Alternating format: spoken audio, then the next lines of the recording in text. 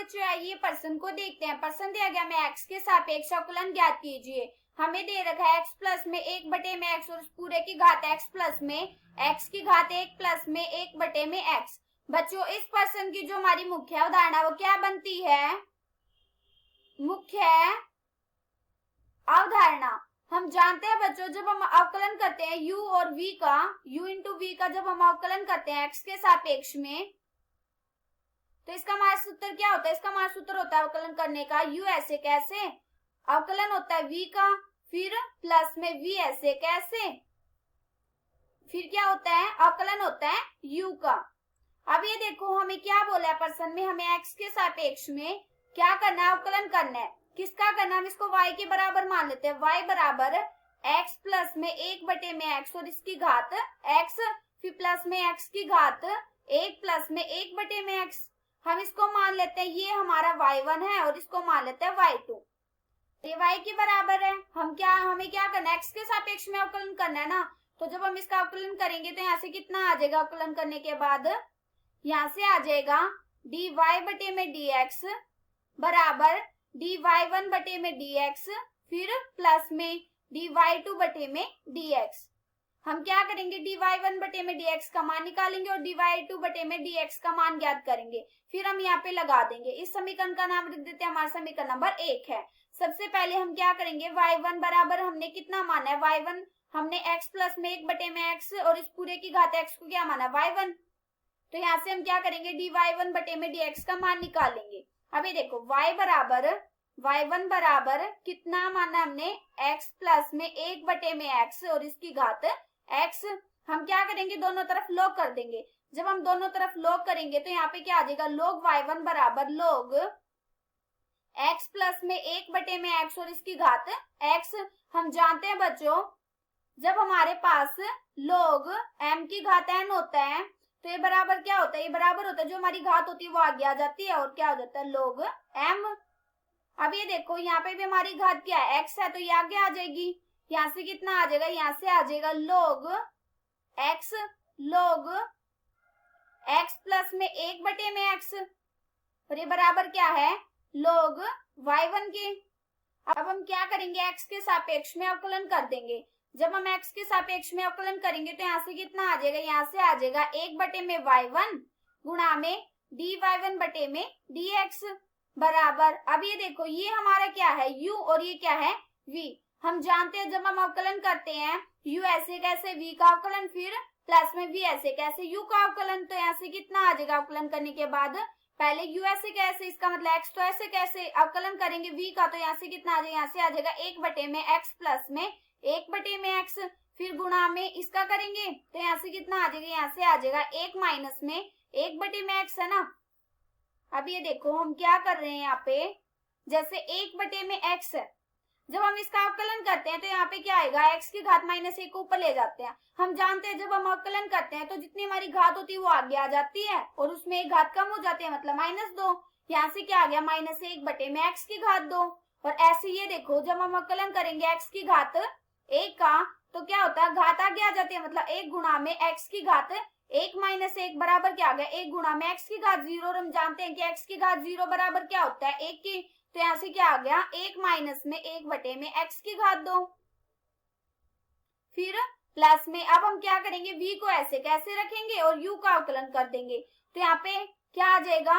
log x plus में 1 बटे में x, v को तो ऐसे कैसे अवकलन करेंगे u का, तो u हमारा क्या है? x। तो x का करेंगे कितना आ जाएगा? हमारा 1। यहाँ से कितना आ गया? यहाँ से आ गया। अब ये देखो यहाँ पे क्या है? x प्लस में 1 बटे में x है ना, हम इसका एलसीएम ले लेंगे। तो यहाँ से क्या आ जाएगा? एलसीएम लेने के बाद यहाँ से आ जाएगा x ऊपर चला जाएगा और नीचे आ जाएगा x की घात 2 प्लस में 1 गुणा में यहाँ पे क्या है? यहाँ पे आ जाएगा जब इन दोनों का हम एलसीएम लेंगे यहाँ से आ जाएगा x की घात 2 माइनस के 1 बटे में x की घात 2, फिर प्लस में log x प्लस में 1 बटे में x। यहाँ से कितना आ गया? यहाँ से आ गया x गुणा में अंदर कितना। अब ये देखो 1x से 1x कट जाएगा।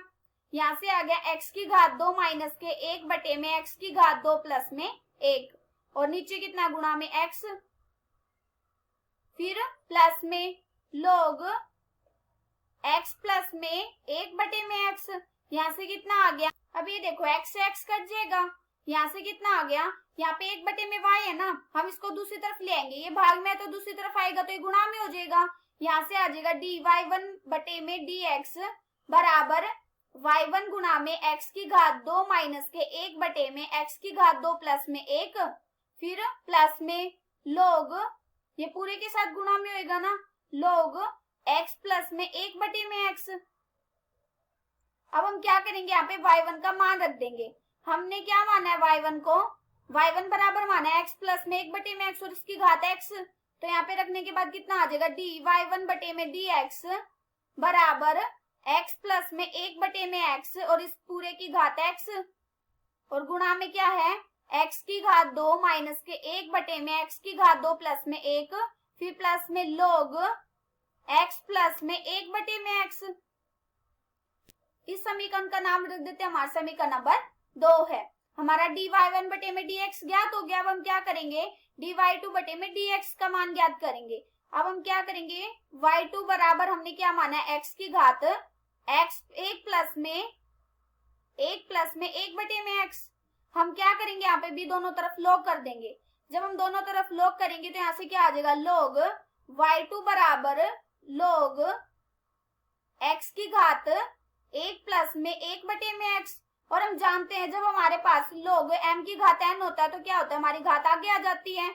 यहाँ से क्या आ जाएगा, यहाँ से आ जाएगा log y2 बराबर कितना आ जाएगा, 1 प्लस में 1/x और log x।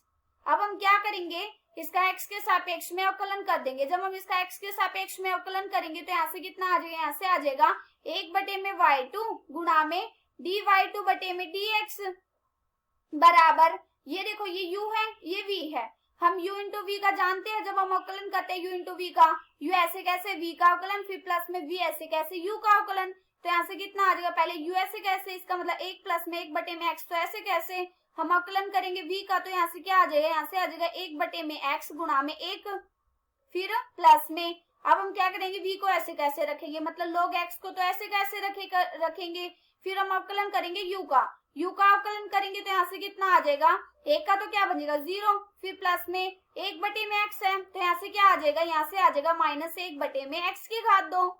हमने इसका अवकलन किया था पीछे, यहाँ पे हमने 1/x का किया था तो क्या आ गया था, x की घात -1 को ऊपर ले गए थे।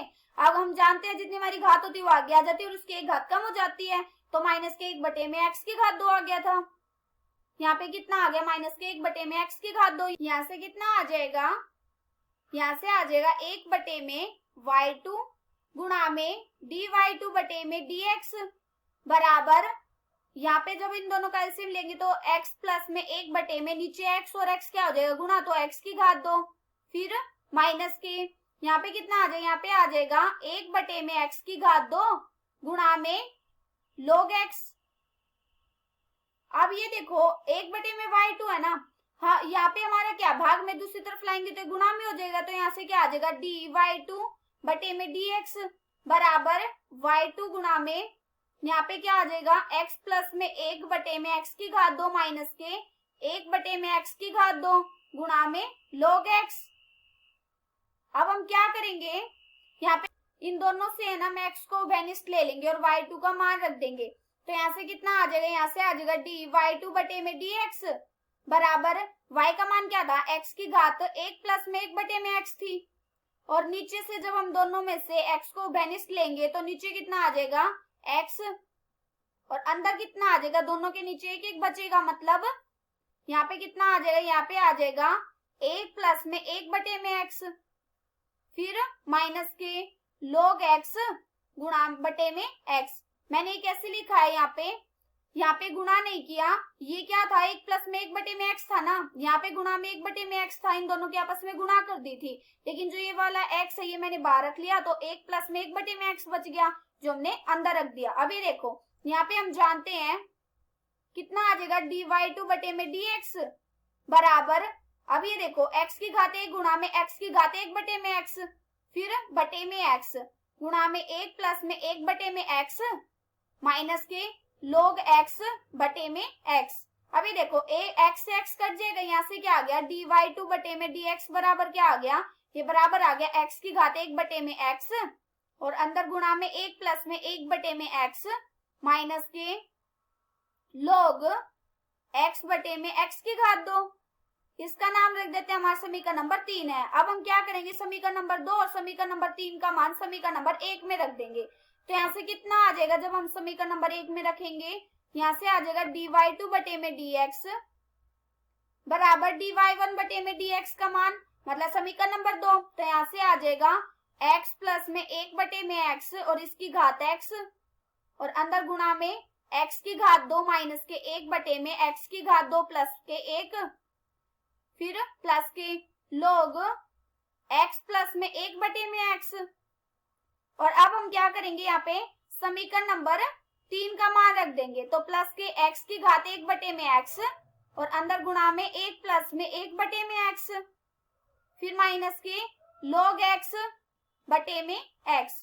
ये हमारा क्या आ गया उत्तर। आशा करती हूँ कि बच्चे आप सबको समझ आया होगा। धन्यवाद।